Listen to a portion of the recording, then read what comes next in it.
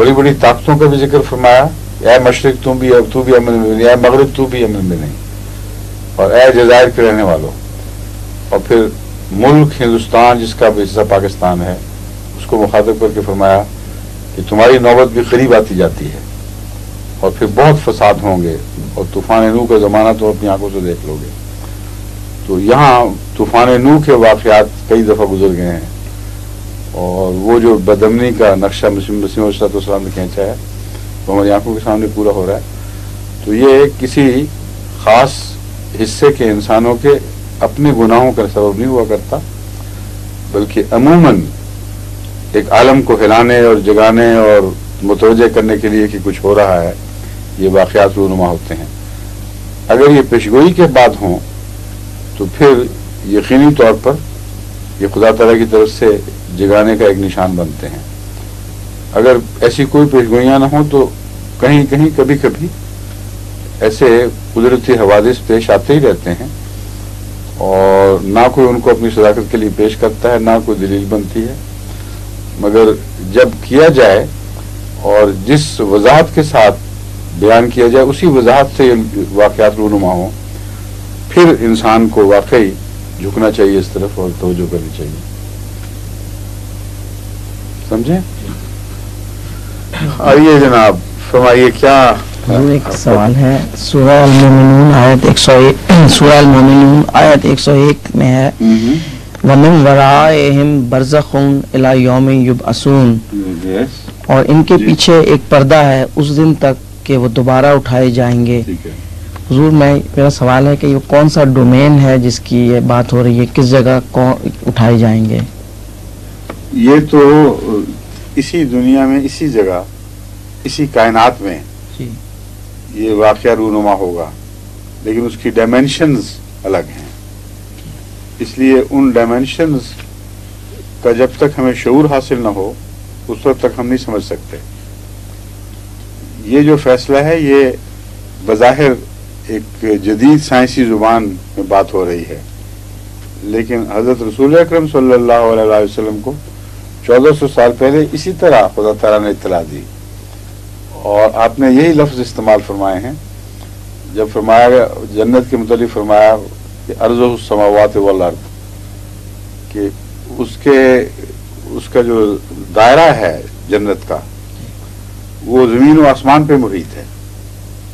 तो सहाबा में से किसी ने ताज्जुब से पूछा कि या रसूलल्लाह, अगर सारी कायनात पर जन्नत मुहीत है तो जहन्नम कहाँ होगी? तो आपने फरमाया वो भी यही होगी, वलाकिन ला तशऊरून, लेकिन तुम शऊर नहीं रखते इन बातों का। तो कितना अजीमुशान ऐलान है ये। आज के ज़माने के तसव्वुर डायमेंशंस के 4, 5, 6, 7, 8 डायमेंशंस और बैक वक्त 2 डायमेंशंस का एक दूसरे को टाइम और स्पेस बज़ाहिर शेयर करना और कुल्लियतन एक दूसरे से अलग होना, यहाँ तक कि तसव्वुर भी उसको नहीं पकड़ सकता। ये तसव्वुर कुरान करीम में जो जब बयान फरमाया गया तो उसको रसूलुल्लाह सल्लल्लाहु अलैहि वसल्लम के सिवा कोई नहीं समझा। तभी ये एतराज उठा कि ये अगर कायनात पर जन्नत मुहीत है तो फिर जहन्नम कहाँ जाएगी? तो उन्होंने फरमाया वो यही होगी वो भी, लेकिन तुम समझते नहीं, उसकी डायमेंशंस अलग हैं। समझे? जी समझ रहा हूँ। समझिए जी। ये मसीह के इब्नुल्लाह होने के ताल में ये दलील दी जाती है। मसीह के इब्नुल्लाह, अच्छा, ये किताब में है। जी जी जी। मसीह के इब्नुल्लाह होने के ताल में ये दलील दी जाती है कि बच्चा की पैदाइश के लिए ये ज़रूरी है कि 23 क्रोमोसोम्स बाप के हों, इतने ही माँ के हों। लेकिन मसीह की विलादत में ये सूरत महाल है क्योंकि अल्लाह ताला जिनसी ताल्लुकात से पाक है। मसीहियों की तरफ से इसका जवाब ये है, इंसान का जिस्म है, खुदा का नहीं है, इसलिए इंसान की जिस्मानी हालतों का खुदा से तकाबुल करना क़यास माल फारिग है। इंसान आँख से देखता है लेकिन खुदा की आंखें नहीं है। मैं समझ गया हूँ, लेकिन इसका मैं जवाब देता हूँ। इसका जवाब मैं अपनी इस नई किताब में Christianity a journey from facts to fiction में दे चुका हूँ। वाकया ये है, ये बहस नहीं है कि उनका दावा अपनी ज़ात में किस हद तक लगव और किस हकीकत पर मबनी है, कौन सी दलील है, ये हम बहस नहीं छेड़ते सर। لیکن دعوے کو من و ان اگر قبول کیا جائے تو دعویٰ یہ بنے گا کہ 23 کروموسوم صرف رکھنے والا بچہ مکمل صورت میں پیدا ہو گیا ہے، کیونکہ دوسرا حصہ جو کروموسومز کا باپ کی طرف سے آنا تھا وہ چونکہ خدا کو باپ قرار دیتے ہیں، وہ اس طرف سے آیا ہی نہیں. اس لیے جیزس اپنی ذات میں نامکمل خدا بنا، نامکمل انسان بنا، کیونکہ وہ کہتے ہیں وہ مکمل انسان تھا اور مکمل خدا تھا. نامکمل انسان اس حد تک نامکمل کہ اگر 23 کروموسوم ہی پر اس کی بنا ہوتی جیزس کے وجود کی تو وہ بندر بھی نہ بنتا، وہ کیڑے مکوڑوں میں سے کوئی مخلوق ہوتا، کیونکہ 23 کروموسوم انسان کے تشخص کے لیے آدھے سے بھی کم ہیں. یعنی آدھے ویسے بظاہر آدھے ہیں، لیکن عملاً جب 1 2 3 4 کروموسوم غائب کر دیے جائے تو اس کی تخلیق ہی بدل جاتی ہے بالکل. تو سوال یہ ہے کہ وہ کروموسوم جو مسیح کے وجود کی پیدائش کے لیے اس کو انسان دکھانے کے لیے ضروری تھے، وہ خدا کے اپنے ذاتی کروموسوم تھے یا بندے کے تھے؟ وہ بندہ پھر کون تھا؟ اور اگر وہ کہیں کہ یہ تو اللہ تعالیٰ خاص قدرت رکھتا ہے، اس نے کروموسوم بنا دیے ہوں گے، تو ہم کہتے ہیں پھر اس کو تخلیق کہتے ہیں، اس کو بچہ نہیں کہتے. جھگڑا تو صرف یہ ہے کہ مسیح کا باپ ہے کہ نہیں. اگر یہ مانا جائے کہ مسیح کا انسانی باپ نہیں ہے تو پھر خدا کا باپ کہلانا تب ممکن ہوگا اگر خدا اس کی جسمانی کمی کو جو باپ کے بغیر بچے میں ہونی چاہیے تھی اپنی ذات سے پوری کرے. جب اس نے اپنی ذات سے پوری نہیں کی نہ ہو سکتی ہے، کیونکہ جب خدا کے کروموسوم مانیں گے تو خدا ہی غائب، تو وہ تخلیق ہے.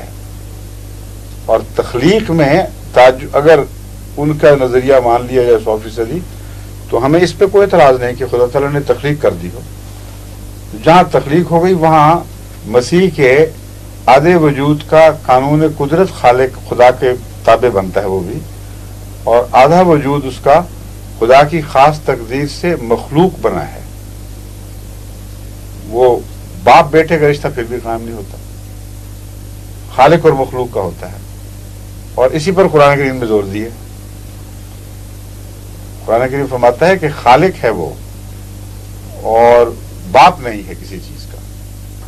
تو یہ جو دلیل ہم دے رہے ہیں اس کو آگے بڑھاتے نہیں، آنکھیں بند کر کے وہ کسی اندھیرے میں چھپنے کی کوشش کرتے ہیں، ورنہ ان کی بات میں کوئی جان ہی نہیں ہے.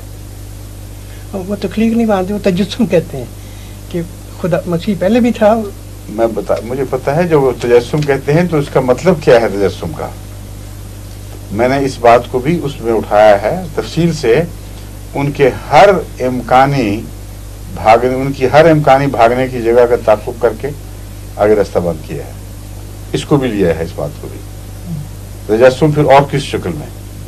سب سے پہلی بات تو یہ ہے کہ آنکھیں کھول کر دو ٹوک اس بات کا فیصلہ ہونا ضروری ہے کہ مسیح میں ماں کی طرف سے آدھے کروموسوم ملے، باقی آدھے کہاں سے آئے؟ کہ اللہ کی ذات کے اندر کروموسوم تھے یا خدا نے پیدا فرمائے؟ اگر خدا نے پیدا کیے تو وہ مخلوق ہو گیا، خدا کا بیچ میں کہاں سے حصہ آیا؟ پھر تجسم والی بات بھی ختم ہو گئی. سمجھیں آپ؟ آگے کاسمیٹک سرجری کے بارے کیا جائز ہے؟ کہ حرج کیا ہے؟ اللہ تعالیٰ حسن پسند ہے، اور اگر کوئی کاسمیٹک سرجری کے ذریعے حسین ہو جاتا ہے تو ہمیں کیا اعتراض ہے اس پر؟ کاسمیٹکس کا استعمال جائز ہے کہ نہیں یہ بتائیے. جی، کنگھی کرنا، سنگھار پٹار کرنا عورتوں کا، اور سرخی پاؤڈر لگا کر وہ رنگ دکھانا جو ان کو نہیں ملا ہوا، یہ جائز ہے یا ناجائز ہے؟ جائز ہے. تو جب یہ جائز ہے تو اسی کی ایک شاخ یہ ہے جو کاسمیٹک سرجری ہے. جی، میں نے پڑھا ویسے حدیث میں کہ دانتوں کے بارے کہ جو عورتیں فائل اپنے دانتوں کو گھساتی ہیں وہ حضرت صلی اللہ علیہ وسلم نے ناپسند فرمایا.